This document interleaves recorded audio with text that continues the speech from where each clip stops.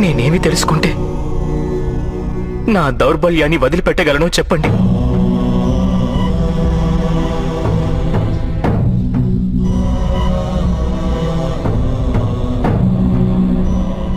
లే పార్థ,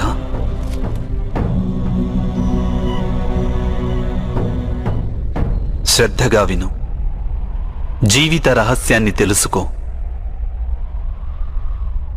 లోకం యొక్క వాస్తవిక రూపాన్ని అర్థం చేసుకో.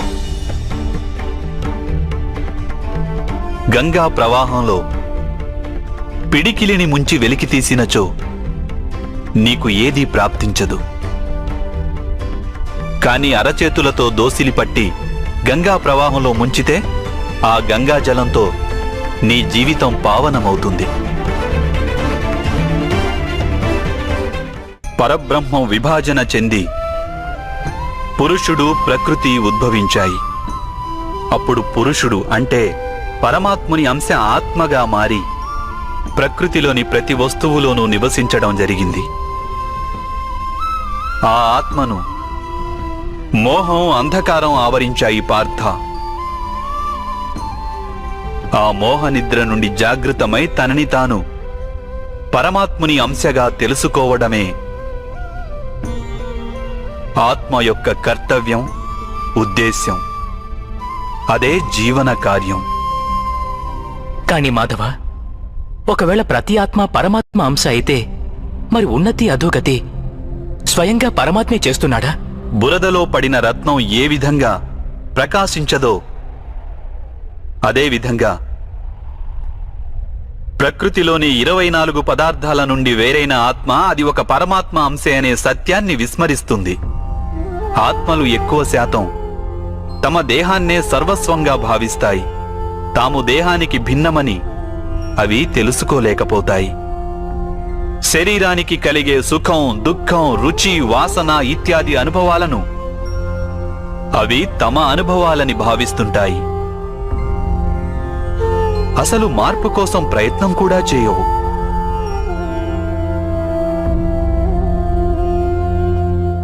ఇలా మార్పు కోసం ప్రయత్నం కూడా చేయని ఆత్మలు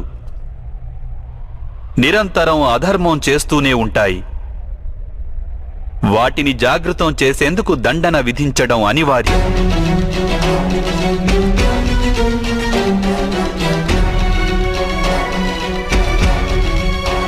నీవు ఈ తెలుసుకో పార్థ, నీవు శరీరానివి కాదు, కేవలం ఒక ఆత్మవు. ఈ రణభూమిలో కనిపిస్తున్న ప్రతి ఒక్క యోధుడు వాస్తవానికి నీవు అనుకుంటున్నవారు కాదు. కొంతకాలం పాటు వీరందరూ ఈ శరీరాలలో వాసం చేస్తున్నవారు. వీరి శరీరాలు మరణిస్తాయి, కానీ వీరందరూ అమరులు. వీరు మళ్లీ నూతన శరీరాలను ధరిస్తారు. తాము ఆత్మస్వరూపులమని తెలుసుకునే వరకు తమ అధర్మాన్ని త్యజించి ధర్మ మార్గానికి వచ్చే వరకు వీరందరూ ఇలా జన్మిస్తుంటారు, అలాగే మరణిస్తుంటారు. ఇదే బ్రహ్మ విద్య బోధించే ప్రథమ పాఠం పార్థ. జన్మించిన వారికి మరణం అనివార్యం. అలాగే మరణించిన వారు అవశ్యం మళ్లీ జన్మిస్తారు. ఈ మహాజ్ఞానాన్ని సాంఖ్య యోగమని అంటారు.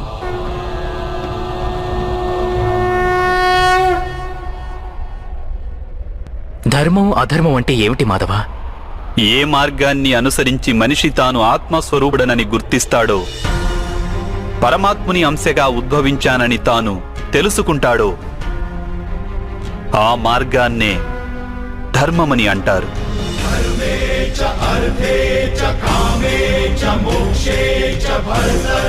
ఎప్పుడు మనిషి తనను తాను పరమాత్మ స్వరూపునిగా అర్థం చేసుకుంటాడో అప్పుడు సృష్టియే పరమాత్మయని, పరమాత్మయే సృష్టి అని వానికి అనుభవగతం కాగలదు.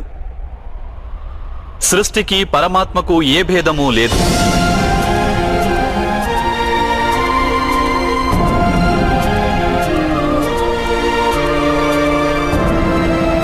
ఏ మనిషైతే ఇది తెలుసుకుంటాడో వాడు ఇతర మనుషులు, ప్రాణుల పట్ల నిర్దయ, కాఠిన్యం వహించడు. వానికి ఇది తెలుసు, జిహ్వను ఖండిస్తే బాధ కేవలం జిహ్వకే ఉండదు, దాని అనుభూతి శరీరమంతటికీ ఉంటుంది. అదేవిధంగా ఒక మనిషికి బాధ కలిగితే సమస్త లోకము ఆ బాధను అనుభవించి తీరుతుంది. ఈ లోకంలో ఏ ఒక్క మనిషి బాధను అనుభవిస్తున్నా ఈ ప్రపంచంలో ఏ ఒక్కరూ సంపూర్ణ సుఖాన్ని అనుభవించలేరు. కరుణతో నిండిన మనస్సు ఏ కార్యమైతే చేయాలనుకుంటుందో దానినే ధర్మమంటారు. అంటే అధర్మం అనేది అజ్ఞానానికి మారుపేరా? అయితే మరి అజ్ఞానుల పట్ల దయ చూపడం అవసరం కదా? దండించడంలో అర్థం ఏమిటి?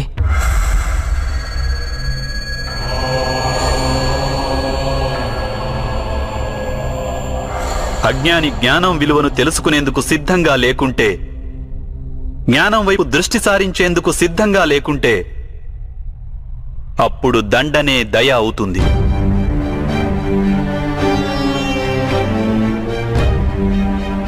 వాని పట్లనే కాదు, ఇతరుల పట్ల కూడా అవుతుంది.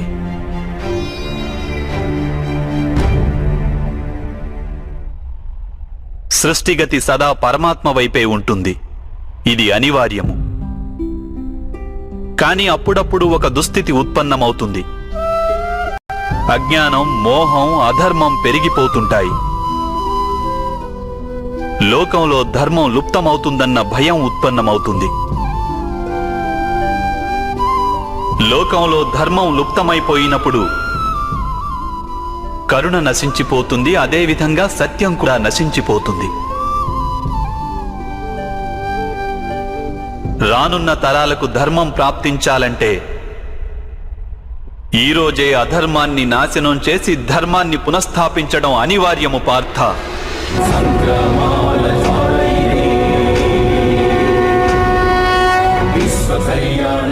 ఈ పరిస్థితి అటువంటిదే పార్థ. ఇక ధర్మ సంస్థాపన చేసే కర్తవ్యం కేవలం నీదే. కనుక దౌర్బల్యాన్ని త్యజించు. ఇకనైనా యుద్ధం చేసేందుకు సిద్ధంగా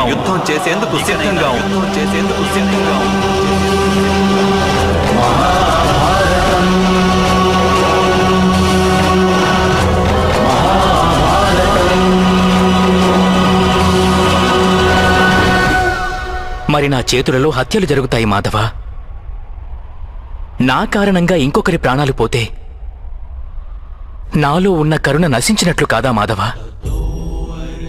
అయినా ఒకవేళ ధర్మానికి ఆధారం కరుణ అయితే మరి నా ఆత్మకు కర్మబంధం ఏర్పడదా?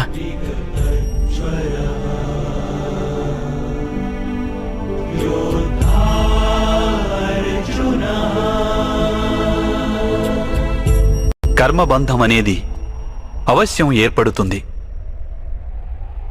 కానీ కార్యబంధం ఏర్పడే అవకాశం లేదు పార్థ. నీవు కర్మకు, కార్యానికి మధ్య ఉన్న భేదమేమిటో తెలుసుకోవడం అవసరం. అన్ని కర్మలు కార్యాలే, కాని అన్ని కార్యాలు కర్మలు కావు. కర్మ అనే కార్యమేమిటంటే దానికి ఫలితం అనే ఆశ తోడై ఉంటుంది. మనిషి ఎప్పుడూ సుఖానికై, సంపదకై, ప్రశంసకై ఆశించి కనుక ఒక కార్యం చేస్తే వాడు ఆ కార్య ఫలితానికి బద్ధుడవుతాడు. ఎప్పుడైతే కర్మను, ఫలితాన్ని ఆశించి చేస్తారో దానిని సకామ కర్మయోగం అంటారు. ఎప్పుడైతే కర్మను, ఫలితాన్ని ఆశించకుండా చేస్తారో దానిని నిష్కామ కర్మయోగం అంటారు. ఈ కారణంగానే మనిషి మళ్లీ మళ్లీ జన్మించవలసి వస్తుంది. వాస్తవానికి మనిషిని ఏ కర్మ బంధించదు, ఆ కర్మకు తోడైన ఆశలే వానిని బంధిస్తాయి. ఏ విధంగా మాధవ? ఈ యుద్ధంలో గెలవాలన్న కోరిక నీకుంటే అందులో పరాజితుడవైతే నీకు దుర్భరమైన దుఃఖం కలుగుతుంది. ఆ దుఃఖం నీ చేత ఇతర కార్యాలు చేయిస్తుంది. దానివలన నీవు మళ్లీ జన్మించవలసి వస్తుంది. యుద్ధంలో నీవు విజయుడవైతే నీలో అహంకారం పెరుగుతుంది. ఆ అహంకారం నిన్ను విశ్వవిజేతవు కమ్మని ప్రేరేపిస్తుంది. నీ చేత హత్యలు చేయిస్తుంది. ఆ పాపం నిన్ను బంధిస్తుంది. ఆలోచించు. ఒకవేళ నీకు ఈ యుద్ధం పట్ల విజయానికై మోహం గాని పరాజయ భయం గాని లేకుంటే ఈ యుద్ధం పూర్తయ్యాక నీకు సుఖం ప్రాప్తిస్తుందా లేక దుఃఖం ప్రాప్తిస్తుందా? సుఖం కాదు మాధవ, దుఃఖం కూడా కాదు. అంటే నీకు లభించే సుఖం, దుఃఖం, ఆవేదన, నిరాశ, అహంకారాలకు యుద్ధం కారణం కాదు. యుద్ధం పట్ల నీ మనస్సును ఎన్నో ఆశలు చుట్టుముట్టి ఉన్నాయి. అదే కారణం. నేనంటున్నది సత్యం కాదంటావా పార్థ?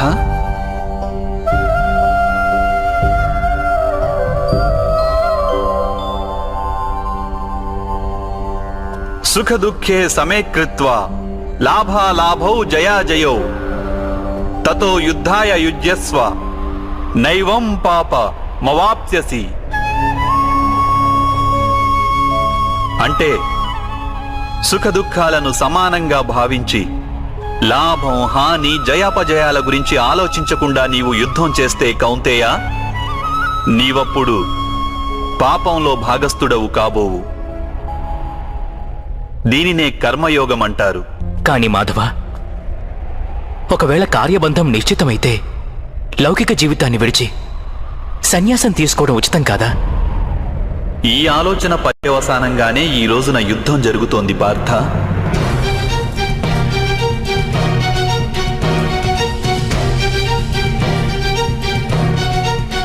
ఆలోచించు. ఎప్పుడైతే సత్వగుణం కలిగి ధర్మాన్ని తెలుసుకున్న వారు కర్మలను త్యాగం చేస్తారో అప్పుడు అధర్మ మనస్కులైన వారే ఈ లోకంలో రాజ్యం చేస్తారు.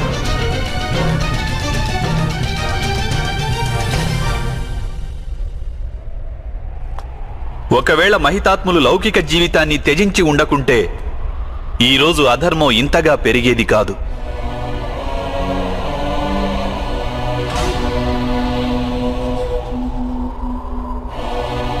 అలాగే మీ పితృదేవులు ఆనాడు సన్యసించి ఉండకుంటే ఈరోజు బావ యుధిష్ఠిరుడు సుఖంగా రాజ్యం చేస్తుండేవాడు.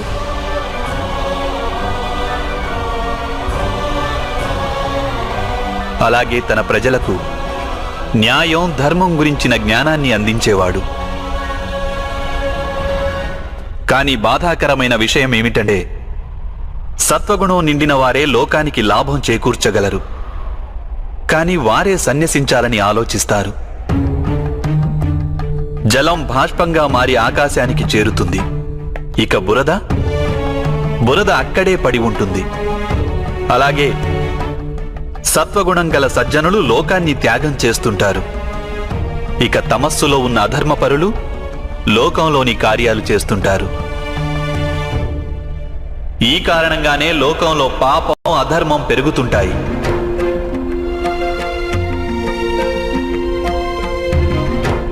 కానీ కర్మయోగి ఈ విచిత్ర స్థితి నుండి యావత్ లోకానికి రక్షణనిస్తుంటాడు. కర్మయోగి కర్మ ఫలితాన్ని త్యాగం చేస్తాడు, కానీ కర్మలను త్యాగం చేయడు. వాడు ఈ లోకంలోనే ఉంటాడు. సన్యాసి మాదిరిగా అన్ని కార్యాలను చేస్తుంటాడు, కానీ వానిలో ఆపేక్ష ఉండదు. కర్మయోగికి తన సంతానం నుండి, స్వజనుల నుండి, తన ప్రజల నుండి ఎటువంటి ఆపేక్ష గాని, ఆశ గాని ఉండవు. స్వయంగా ఒక సన్యాసిగా అనుభూతి చెందుతాడు, కానీ సమాజానికి సంసారి మాదిరిగా లాభం చేకూరుస్తాడు. మనిషి తన సంతానం సుఖంగా ఉండాలని శ్రమ పడతాడు మాధవ. సంతానం వలన సుఖపడాలన్న ఆపేక్ష ఎందుకు ఉండకూడదు? మనిషి తన సంతానం కోసం ఏది చేసినా అది వ్యాపారమా లేక ప్రేమ పార్థ? ప్రేమ మాధవ. మరి తాను చేసిన దానికి ప్రతిఫలం ఆశించడం ఎందుకు పార్థ? భవిష్యత్తులో లాభం కోసం వ్యాపారంలో ఎదురు చూస్తారు, ప్రేమలో కాదు. ఏ మనిషి అయితే తన సంతానం యొక్క ప్రవర్తనను తీర్చిదిద్ది సన్మార్గంలో నడుపుతాడో, తన సంతానానికి ప్రేమ ధర్మ సంస్కారాలను నేర్పుతాడో, అతని సంతానం కూడా ఆ మనిషికి ప్రేమ సంరక్షణను తప్పక అందిస్తారు. సంతానం చూపే ప్రేమ, ఆత్మీయుల ప్రవర్తన, వారు చేసే కర్మలు పార్థ. ఒకరికి మరొకరి కర్మలపై ఎటువంటి అధికారము ఉండదని తెలుసుకో. వారి నుండి ఏదైనా ఆశించి ఆపేక్షించి ప్రయోజనమేమిటి? దీనిని నీవు దీర్ఘంగా ఆలోచించి చూస్తే వెంటనే అర్థమయ్యేదేమిటంటే, జీవితంలో ఎవరైనా సరే ఏ విషయం గురించైనా సరే ఆశలు ఆపేక్షలు పెంచుకోవడం అనివార్యం కాదు. యావత్ సృష్టిలోనే పరమాత్ముడున్నాడు. మనిషి స్వయాన ఆ పరమాత్ముని అంశ. అప్పుడు లోకంలోని అన్ని పనులు ఆ పరమాత్ముడివే. స్వయంగా మనిషి అన్నవాడు ఏదీ చెయ్యలేడు. ఇదే కర్మయోగ మూల సిద్ధాంతం పార్థ.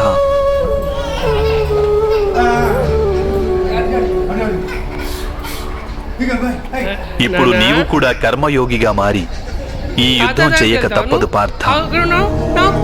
త్రైగుణ్య విషయా వేద నిస్త్రైగుణ్యో భవార్జున, నిర్ద్వంద్వో నిత్య సత్వస్థో నిర్యోగ క్షేమ ఆత్మవాన్.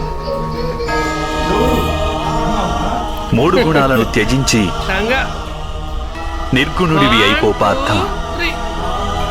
ద్వంద్వ ప్రవృత్తి నుండి ముక్తి లభిస్తుంది. సత్వగుణంతో విరాజిల్లుతూ పరమాత్మునిపై మనస్సును లగ్నం చేసి నీ కర్తవ్యాన్ని నిర్వహిస్తూ ఉండు. నేను నా బుద్ధిని పరమాత్మపై స్థిరంగా ఉంచి కర్మయోగిగా మారేందుకు మార్గమేమిటి మాధవ? పార్థ, సాంఖ్యయోగం వలన మనిషి పరమాత్మను నిరంతరం స్మరిస్తూ ఉంటాడు. పరమాత్మను స్మరించడం వలన మనిషి మనసులో అంకిత భావం ఉత్పన్నమవుతుంది. అటువంటి భావాన్ని భక్తి అని అంటారు. భక్తి వలన మనిషికి సత్య అసత్యాల జ్ఞానం లభిస్తుంది. ఆ జ్ఞానం వలన వాడు పరమాత్మను దర్శించగలుగుతాడు. అలా ఎవరైతే పరమాత్మను దర్శించగలుగుతారో వారే వాస్తవమైన కర్మయోగిగా మారగలరు. జన్మల పరంపర నుండి విముక్తి చెంది మోక్షాన్ని పొందగలుగుతారు. ఆత్మలన్నింటికీ అంతిమ లక్ష్యం అదే. ధర్మం యొక్క అంతిమ చరణం కూడా అదే.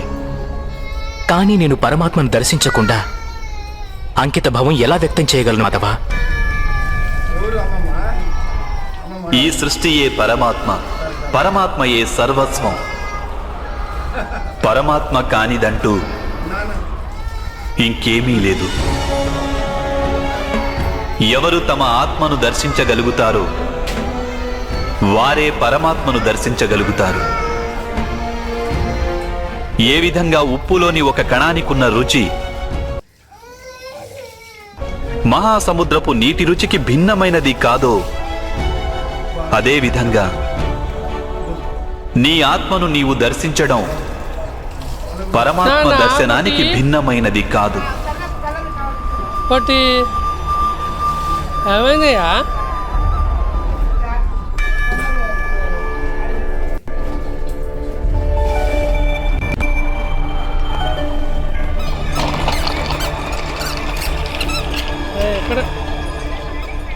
అంటే మాధవ, మీరే నా పరమాత్మ?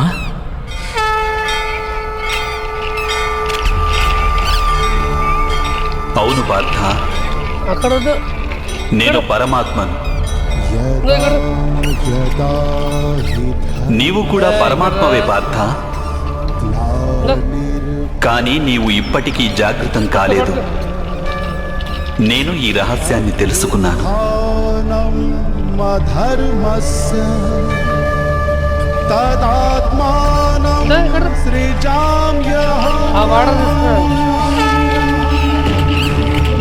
అంతే మాధవ, మీ పట్ల అంకితభావం ఉంటే ఈశ్వరుని పట్ల అంకిత భావం ఉన్నట్లే కదా?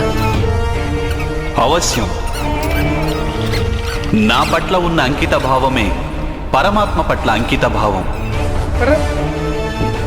సర్వధర్మాన్ పరిత్యజ్య మామేకం శరణం వ్రజ.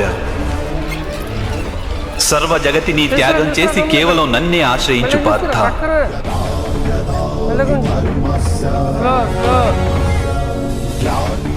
ఈ సకల లోకాన్ని నేనే. నేను ఈ లోకంలోని ప్రతి ఒక్క అణువును.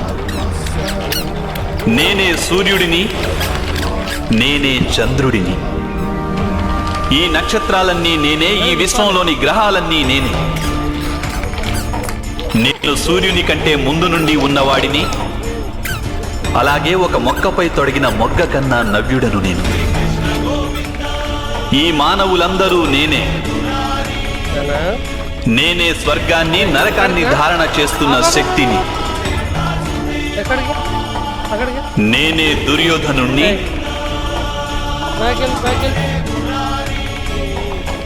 అలాగే అర్జునుడిని కూడా నేనే.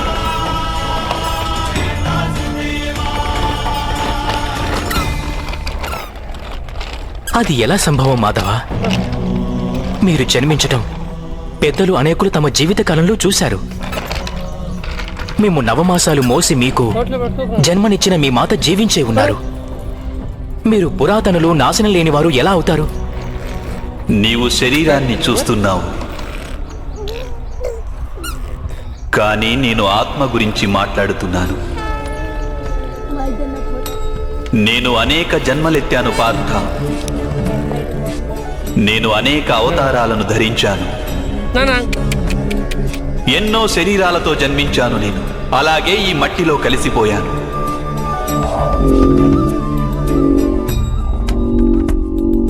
ఇక ముందు కూడా నేను పదే పదే జన్మిస్తుంటాను.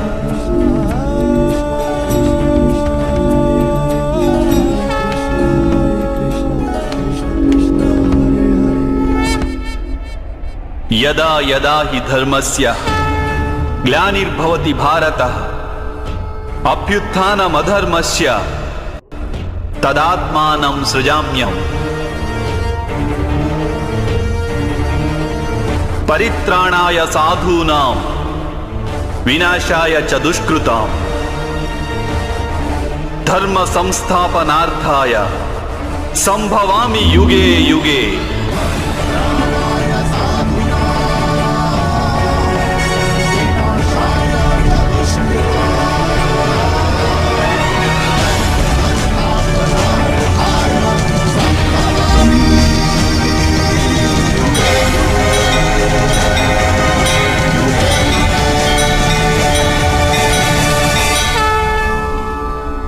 ఎప్పుడెప్పుడు ధర్మానికి హాని జరుగుతుందో, ఎప్పుడెప్పుడు అధర్మం వృద్ధి చెందుతుందో, అప్పుడప్పుడు సత్పురుషులను ఉద్ధరించేందుకు, అధర్మపరుల వినాశనానికి, ధర్మాన్ని పునఃస్థాపించేందుకై నేను జన్మిస్తుంటాను. ఇది ప్రతి యుగంలోనూ జరుగుతూ వచ్చింది. అలాగే ఇక ముందు కూడా జరుగుతూనే ఉంటుంది. నేనే నాశనం లేని పరమాత్మను. నేనే మత్స్యావతారాన్ని, నేనే వామనావతారాన్ని, నేనే పరశురాముణ్ణి, నేనే రామావతారాన్ని కూడా.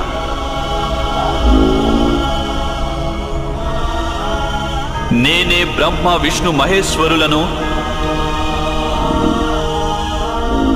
నేనే సరస్వతి లక్ష్మి పార్వతిని కూడా.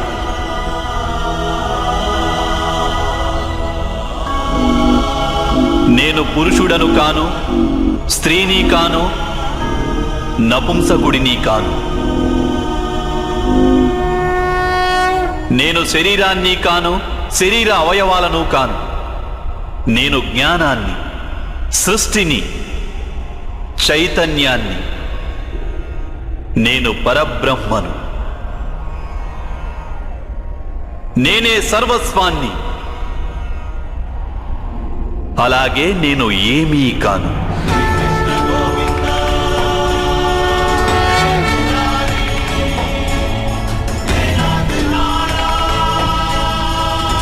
ఈ విధంగా ప్రతి యుగంలోనూ జరిగింది.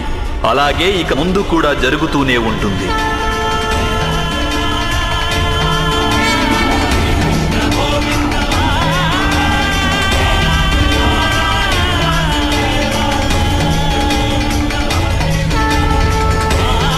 ఎప్పుడు నీవు ఆత్మజ్ఞానాన్ని పొందుతావో పార్థ, అప్పుడే నీవు నాలో ఐక్యం కాగలవు. స్వయంగా నీవు కూడా నా మాదిరిగా నిన్ను నీవు పరమాత్మ స్వరూపంగా గుర్తించగలవు. కానీ నీవు ఆ పదాన్ని చేరుకునేందుకు నా పట్ల సంపూర్ణ అంకిత భావం అనివార్యం కావాలి. అంకిత భావం అంటే ఏమిటి మాధవ? అంకిత భావం అనేది ఒక మానసిక స్థితి పేరు.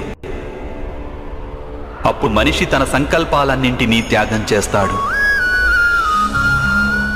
స్వయంగా ఏ విధమైన నిర్ణయాన్ని గాని లేక ప్రతిజ్ఞని కాని తీసుకోడు. ఏ విధమైన పనులు వానికి నిర్దేశించారో ఆ విధమైన పనులే చేస్తుంటాడు. వాస్తవానికి అంకిత భావానికి అర్థమేమిటంటే తమను తాము, తమ మనస్సును, బుద్ధిని, జ్ఞానాన్ని, ఇచ్ఛలను, ఆశలను, మనస్సులోని భావనలను, తమ సర్వస్వాన్ని ఇంకొకరికి అర్పించడమే. ఇటువంటి అంకిత భావాన్ని భక్తి అని అంటారు. భక్తితో కొలవడం అంటే ఏమిటి మాధవ? అంకిత భావమే భక్తి కాదా? కాదు పార్థ, అంకిత భావం భక్తిలో మొదటి అడుగు మాత్రమే. వాస్తవానికి భక్తి అనేది ఒక కార్యం వంటిది కాదు, అది ఒక మనస్థితిని సూచిస్తుంది. నిత్య జీవితంలో మనిషి జపతపాలు, యజ్ఞయాగాలు, యమనియమాలు, యోగం, స్వాధ్యాయం అనే మాధ్యమాలతో తన అంతరంగాన్ని శుద్ధి చేసుకుని పరమాత్మ పట్ల అంకిత భావంతో ఉండాలి. మనిషి తాను చేసే పనులను, తన కర్మల ఫలితాన్ని, జీవితంలోని ఉచ్ఛ్వాస నిశ్వాసాలను పరమాత్మకు సమర్పిస్తూ ఉండాలి.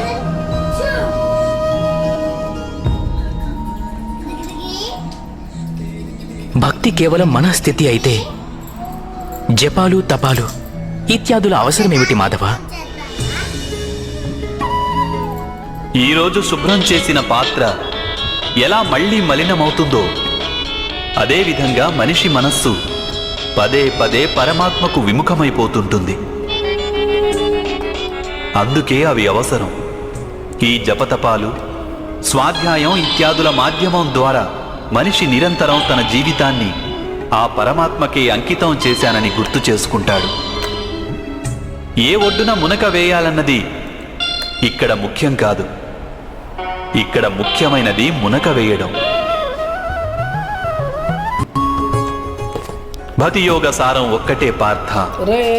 మనిషి పరమాత్మకు తన జీవితాన్ని అర్పణ చేసి పరమాత్మను భక్తితో కొలుస్తుండాలి. అలాగే సత్వగుణం అనే సంపదను పదిలంగా దాచుకోవాలి. సత్వగుణ సంపద అని దేనిని అంటారు మాధవ? అహింస, సత్యం, క్రోధస్త్యాగ, శాంతి, పైశునం, దయా, భూతేష్వలోలత్వ, మార్ధవం, హ్రీరచాపలం, తేజ, క్షమాధృతి, అనిత భవంతి సంపదం దైవీం అభిజాతస్య భారత.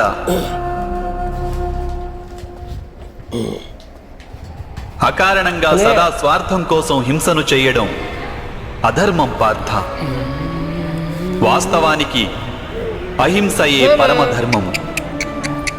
అహింసతో పాటు సత్యం, క్రోధం వహించకుండడం, త్యాగం, మనశ్శాంతి, నిందించకుండడం, దయాభావం, సుఖానికి ఆకర్షితుడు కాకుండడం, అకారణంగా ఏ కార్యము చేయకుండడం, తేజం, క్షమ, ధైర్యం, శరీర శుభ్రత, ధర్మానికి ద్రోహం చేయకుండడం, అహంకారం లేకుండా ఉండడం, ఈ గుణాలన్నింటినీ సత్వగుణ సంపద లేక దైవిక సంపదలని అంటారు.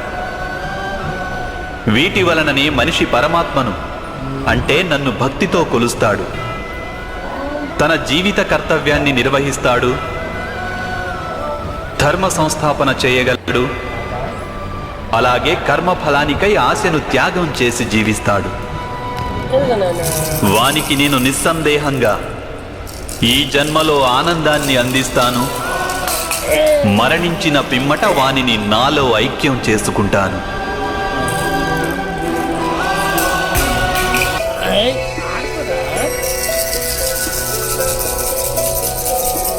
నారాయణం నమస్కృత్య నరం చైవ నరోత్తమం దేవీం సరస్వతిం వ్యాసం తతో జయం పొట్టి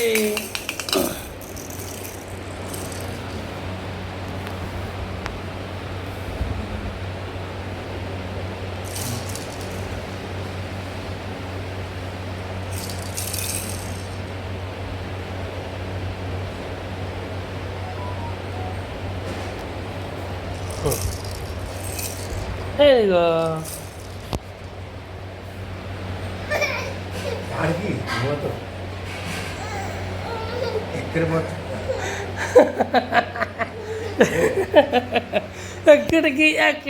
ఎక్కడికి పోతావు పొట్టివాడా? ఎక్కడికి పోతావు చిట్టుకన్నేలు పొట్టుకన్నేలు? దాదా దాదా అంటున్నావా?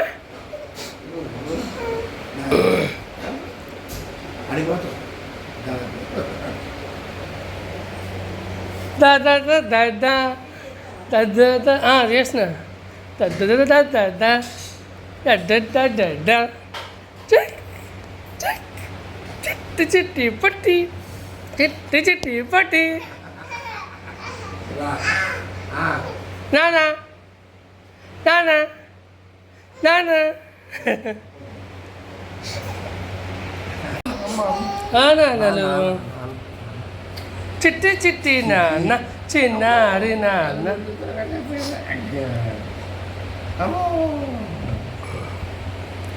మీరే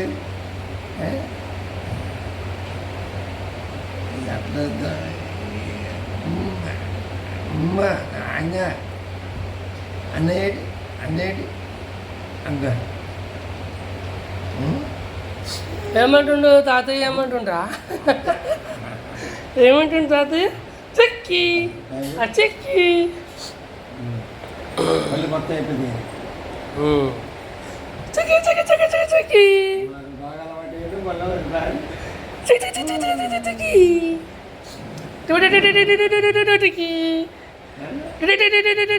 చెక్కి నాన్ వెజ్ ఏమైనా చేసే ఛాన్స్ ఉందా? సాటర్డే తింటావా?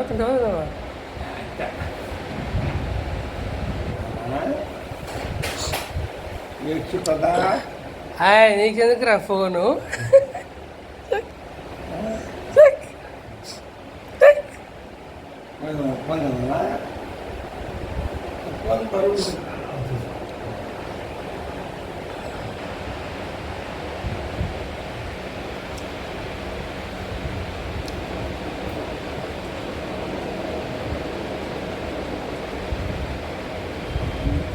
పొట్టి ర్యాషెస్ వేడి వల్ల వచ్చినాయంట, జ్వరం వల్ల.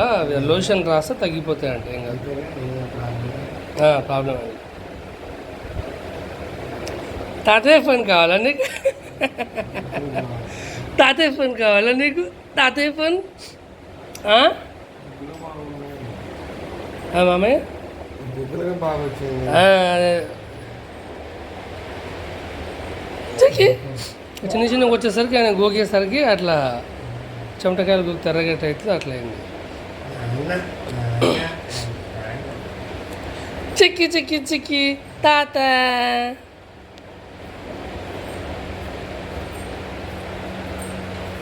రాసిన మారు